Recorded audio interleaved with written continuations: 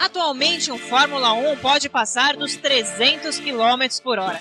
Mas nem sempre foi assim, pois esses carros sofreram quase um século de melhorias para atingir este resultado.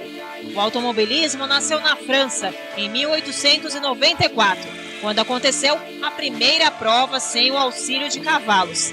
Para se ter uma ideia, muita coisa mudou de lá para cá, tanto que um piloto chegava à velocidade média de 24 km por hora e concluiu uma prova em 5 horas e 40 minutos, tempo que hoje não renderia nenhum tipo de classificação para ele.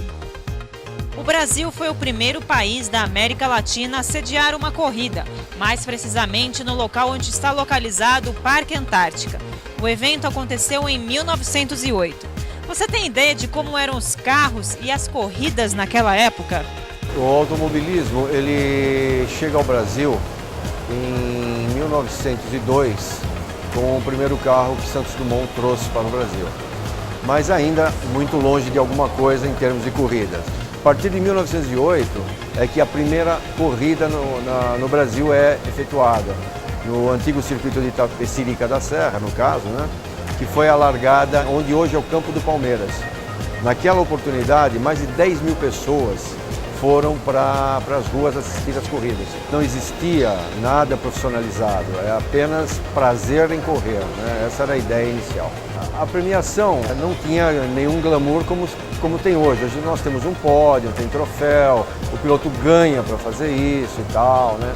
Preparação física é uma coisa que a partir dos anos 70 começou a se pensar, principalmente o Emerson Fittipaldi foi um dos precursores disso, em manter um físico mais adequado para resistir aos impactos da própria velocidade de curvas, de força Gs, que já começava, a partir dos pneus slick, começava a influenciar muito no comportamento dos carros e no condicionamento físico dos pilotos.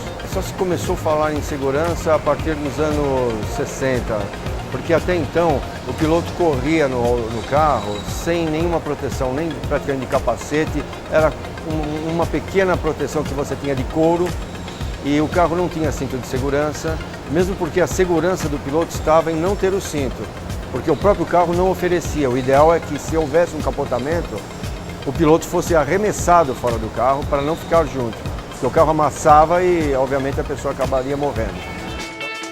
Esta é a carreteira número 18 do piloto Camilo Cristófaro, construída nos anos 50.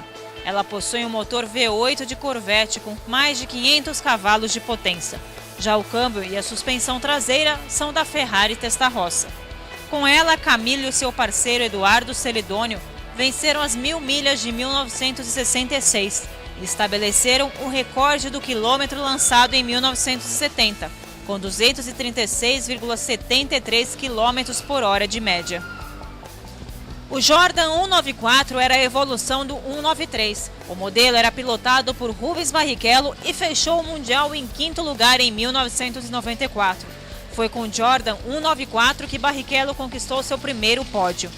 O Willys 22 pertenceu à primeira equipe profissional do Brasil.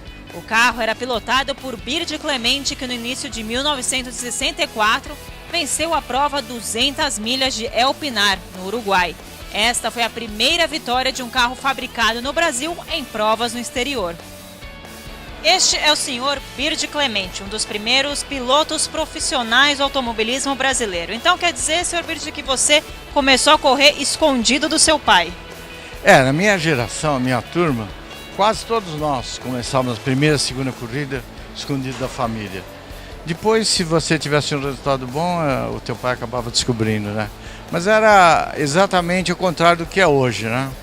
Naquela época era muito perigoso e a família não era cúmplice dessa ideia de um corredor automóvel.